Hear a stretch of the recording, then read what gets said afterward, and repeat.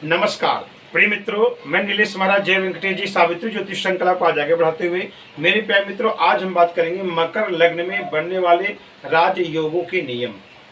प्रिय मित्रों, देखिए काफी हद तक हर बच्चों के मन में ये प्रश्न रहता है कि मेरी कुंडली में कितने प्रकार का राजयोग है। यदि राजयोग है तो उन राजयोगों का फल कब अपने जीवन में प्राप्त होगा।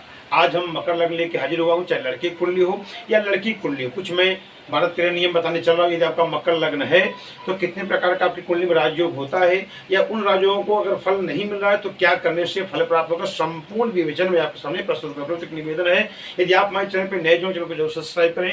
यदि मेरा वीडियो आपको अच्छा लगे तो आप अवश्य लाइक करें। आगे बढ़ते हैं। प्रिय मित्रों, आज का जो मुख्य विषय है कि मकर लग्न में बनने वाले राजयोग के नियम। देखिए, मैं यहाँ एक लग्न चार्ट बनाया हूँ, आप अपनी कुंडली से भी देख सकते हैं। ये कुंडली का पहला घर होता है। आप अपनी कुंडली देखिए, वहाँ लग्न चक्र सा लिखा रहेगा कुंडली के सामने। तो अगर आपके पहले घर में 10 अंक लिखा है तो समझ लीजिए कि आपकी कुंडली मकर लग्न की कुंडली है। कुंडली का 12 भाव होता है, पहला घर यही होता है। तो 1 2 3 4 5 6 7 8 9 10 11 12, ये कुंडली का 12 भाव हो गया है। प्रिय मित्रों, यदि आपका मकर लग्न है, अगर यहाँ 10 अंक लिखा है तो मकर लग्न हो गया, इसके स्वामी हो गए शनि। पहला नियम बताने चलो, यदि आपकी कुंडली में प्रथम भाव में शनि बैठा हो तो शनि जो है पहले घर में अगर बैठा है तो यहाँ स्वराशि का हो गया, मकर का स्वामी शनि हो गया। तो यहाँ एक प्रबल राजयोग बन गया, उसे बोलते हैं शशि राजयोग। अगर मान लीजिए कहीं मंगल भी यहाँ बैठा हो पहले घर में तो मंगल मकर का उच्च का बताया गया है, तो यहाँ एक प्रकार से रोचक राजयोग बन गया। पहला नियम, यदि आपका मकर लग्न है, यदि शनि मंगल एक साथ प्रथम भाव में बैठे हों तो शनि से बन गया शशि राजयोग, और मंगल से रोचक राजयोग, या दोनों में से कोई अकेला बैठा हो। यदि मान लीजिए मंगल अकेला बैठा हो तो रोचक राजयोग बन गया, यदि शनि यहाँ अकेला बैठा हो तो शशि राजयोग बन गया। इनका फल कब मिलेगा, जब शनि का महादशा आएगा, अंतर्दशा आएगा, या मंगल का महादशा आएगा, अंतर्दशा आएगा, तो जीवन में अद्भुत व्यक्ति का भाग्योदय होता है और व्यक्ति ऊंचाइयों पर जाता है, संपूर्ण जीवन आनंद में रहता है।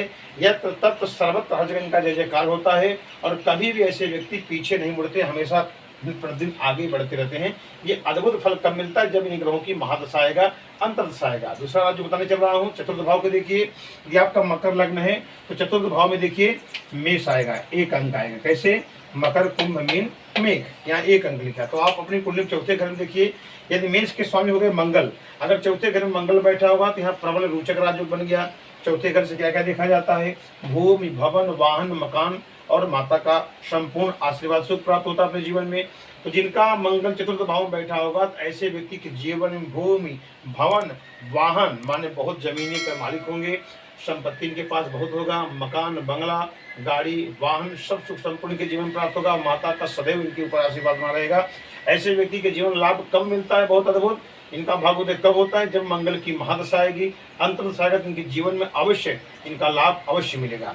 अगर मान लीजिए यहाँ सूर्य भी बैठा हो चतुर्थ घर में, तो सूर्य जो है मेष का उच्च का बताया गया है। तो जब सूर्य की महादशा आएगा, अंतर्दशा आएगा, तो अद्भुत इनके जीवन में भूमि भवन वाहन का योग इनके जीवन में बनेगा। फिर हम आगे बढ़ते हैं, सप्तम भाव को देखेंगे। सप्तम भाव देखिए, यहाँ कर्क है, कर्क के स्वामी हो गए चंद्रमा। यदि मान लीजिए चंद्रमा और मंगल एक साथ सप्तम भाव में बैठे होंगे तो ये जबरदस्त एक राजयोग, इसे बोलते हैं लक्ष्मी राजयोग। अगर चंद्रमा मंगल एक साथ चौथे भाव में बैठे हैं तो लक्ष्मी राजयोग बन गया। ऐसे व्यक्ति का लक्ष्मी योग जब बनेगा तो 27वें वर्ष जिसका मकर लग्न होगा उसके लिए नियम लागू है। चंद्रमा मंगल सप्तम भाव में बैठे होंगे तो देखिए पत्नी का स्थान है, भागीदारी का पार्टनरशिप का स्थान है। तो चंद्रमा मंगल अगर सप्तम बैठे होंगे तो जब व्यक्ति लड़का हो या लड़की, जब इनका 27 वर्ष रनिंग उम्र होता है तो इनका भाग्योदय होता है। 27 वर्ष इनका विवाह हो जाना, या बहुत बड़ा नौकरी लग जाना, या इनका भाग्योदय हो जाना, यानी 27 ईयर्स जब रनिंग करेंगे तो इनका सब संपूर्ण भाग्योदय होता है। और अद्भुत जो है लक्ष्मी योग का निर्माण इनके जीवन बनता है। जब चंद्रमा मंगल की महादशा आएगी, अंतर्दशा आएगा, तो इनके जीवन में संपूर्ण सुख प्राप्त होता है। अगर मान लीजिए गुरु यहाँ बैठा हो तो गुरु कर्क का उच्च का बताया गया है, तो गुरु यहाँ अद्भुत उच्च का फल देगा, क्योंकि यहाँ एक प्रकार से देखा जाए हंस राजयोग बन गया। वैसे गुरु देखा जाए सप्तमेश जो है यहाँ बैठेगा तो थोड़ा सा मारक भी हो जाता है, लेकिन तब पर भी यदि गुरु यहाँ बैठा है तो लिखा गया जस्य केंद्र बृहस्पति, गुरु यदि केंद्र में कहीं भी बैठा हो, 1, 4, 7, 10 भाव में कहीं बैठा हो तो सब दोषों को नाश करता है। यदि गुरु यहाँ बैठा है तो प्रबल एक हंस राज्य बन जाता है। व्यक्ति के जीवन में अद्भुत उसका भी लाभ प्राप्त होता है। जब गुरु की महादशा आएगी, अंतर्दशा आएगी तो हर दोषों का गुरु नष्ट करता है और व्यक्ति को आगे ले जाता है। आगे बढ़ते हैं, दसम भाव को देखेंगे। दसम भाव क्या है? कर्म भाव है, ये पिता का भाव है। अगर यहाँ दसम भाव में 7 अंक लिखा गया यानी हो गया तुला, इसके स्वामी हो गए शुक्र, तो यहाँ एक प्रबल राजयोग बन गए, से बोलते हैं मालव राजयोग। यदि आपकी मकर लग्न कुंडली है और सप्तम भाव में अगर शुक्र बैठा हुआ है, दसम भाव में शुक्र बैठा हुआ है तो ये कर्म भाव है, पिता का स्थान है। अगर शुक्र यहाँ बैठेगा तो ये प्रबल जो है मालव राजयोग बन गया। जब शुक्र की महादशा आएगी, अंतर्दशा आएगी तो व्यक्ति अद्भुत कार्य करेगा, ऊंचाइयों पे जाएगा, उच्च पद पे अपना नाम रोशन करेगा। अगर मान लीजिए यहाँ शनि भी बैठा हो तो यहाँ शनि जो है तुला का उच्च का बताया गया है, एक प्रबल शशि राजयोग बन जाएगा। यानी व्यक्ति के जीवन में अद्भुत जो है प्रॉपर्टी जो है, पिता का संपत्ति, व्यवसाय, व्यापार का क्षेत्र व्यक्ति आगे बढ़ाता है और ऊंचाइयों को छूता है।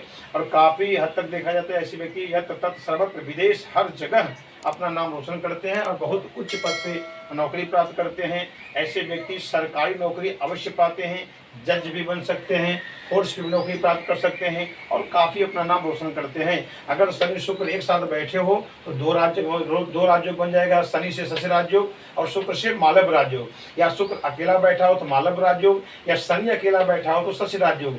इनका संपूर्ण ज़्यादा फल कब मिलता है? जब शनि का या शुक्र की महादशा आएगा, अंतर्दशा आएगा तो व्यक्ति अवश्य जो है ऐसे व्यक्ति जीरो से हीरो बन जाते हैं, उच्च पद पर नाम रोशन करते हैं।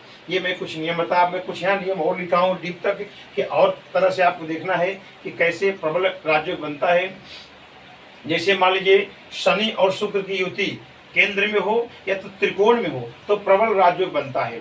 अब शनि और शुक्र, अब शनि जैसे हो गए, मान लीजिए ये शनि हो गए और शुक्र, आप समझ लीजिए तो शनि और शुक्र कहाँ बैठे हो? केंद्र किसे कहते हैं पहले आप समझ लीजिए, और त्रिकोण किसे कहते हैं? केंद्र माने 1, 4, 7, 10 भाव को केंद्र कहते हैं। त्रिकोण 1, 5, 9 भाव को त्रिकोण कहते हैं। यदि आपका शुक्र शनि एक साथ यहाँ बैठा हो अपनी कुंडली में, या एक साथ यहाँ बैठा हो, या एक साथ यहाँ बैठा हो, या एक साथ यहाँ बैठा हो, या एक साथ यहाँ बैठा हो, या एक साथ यहाँ बैठा, माने केंद्र में बैठा हो या त्रिकोण में शुक्र शनि जब बैठा होगा, जब शुक्र शनि की महादशा आएगी, अंतर्दशा आएगा तो व्यक्ति के जीवन में अद्भुत लाभ प्राप्त होगा और व्यक्ति ऊंचाइयों पर अपना नाम रोशन करेगा।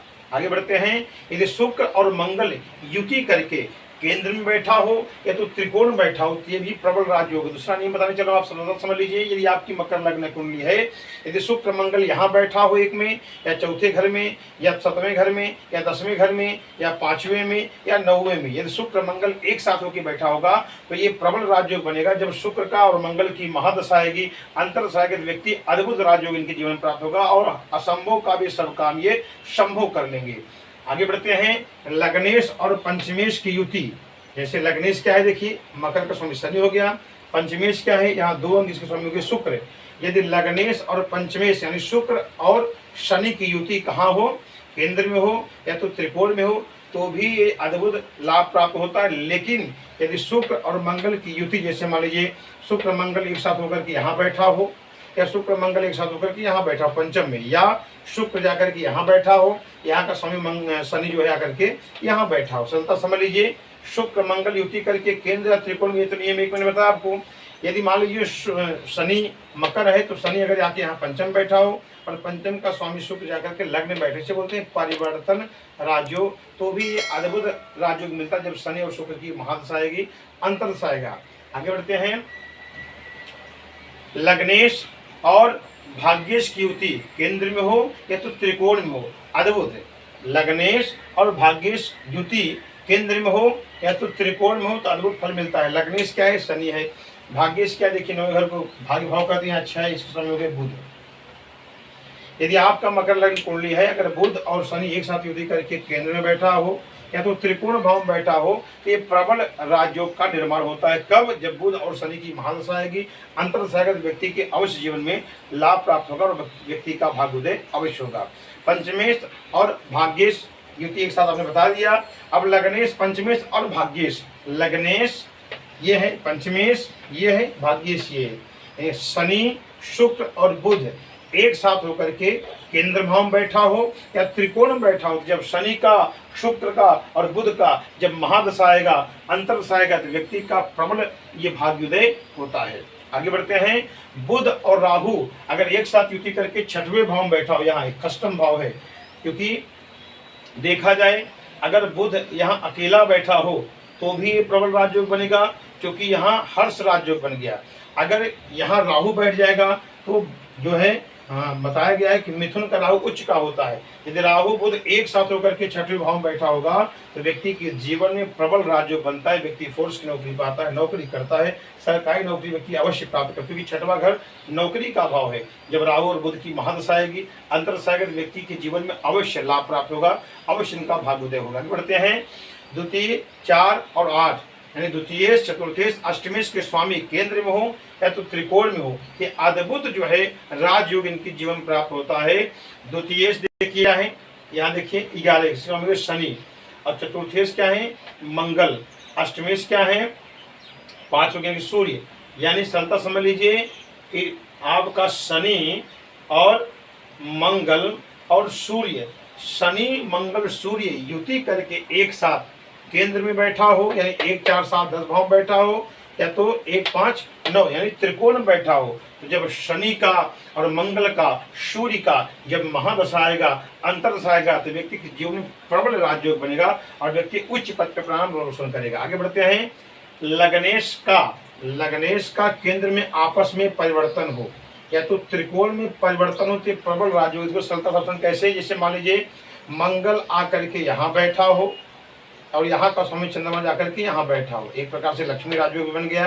जैसे मान लीजिए मंगल यहाँ आ जाए सप्तम में और सप्तमेश का स्वामी जो है चला जाए यहाँ, या मान लीजिए शनि यहाँ आ जाए, क्योंकि यहाँ मंगल भी मैं बताया बैठा है। मान लीजिए अगर मंगल नहीं है, मकर लग्न की बात चल रही है, जैसे लग्नेश का केंद्र में परिवर्तन हो या त्रिकोण में परिवर्तन हो, जैसे उदाहरण के लिए शनि यहाँ आ जाए, यहाँ का स्वामी चंद्रमा यहाँ चला जाए, या मान लीजिए शनि यहाँ आ जाए, यहाँ का स्वामी शुक्र यहाँ चला जाए, मान लीजिए शनि यहाँ आ जाए, इसके समय मंगल यहाँ चला जाए, या शनि मान लीजिए पंचम आ जाए, पंचम स्वामी शुक्र यहाँ चला जाए। यानी लग्न का और त्रिकोण में केंद्र में आपस में परिवर्तन, एक दूसरे घर में कोई ग्रह बैठा हो, तो जब उन ग्रहों की महादशा आएगी, अंतरदशा आएगा, तो प्रबल ये राजयोग का निर्माण बनता है। आगे बढ़ते हैं। खष्टेश क्या है, बुध। अगर मान लीजिए बुध आपका छठवें घर में बैठा हो या 8वें घर में बैठा हो या 12वें घर में बैठे, इसे बोलते हैं हर्ष राजयोग। बुध छठवें में हो या 8वें में 12वें में हो, जब बुध की महादशा आएगी, अंतरदशा आएगा, तो व्यक्ति अवश्य इनका भाग्योदय होगा और उच्च पद पे नाम रोशन करेंगे। अष्टमेश क्या देखिए, 5 इसके स्वामी के सूर्य, सूर्य छठवें भाव में बैठे हों या 8वें भाव में बैठे हों या 12वें भाव में बैठे, इसे बोलते हैं सरल राजयोग।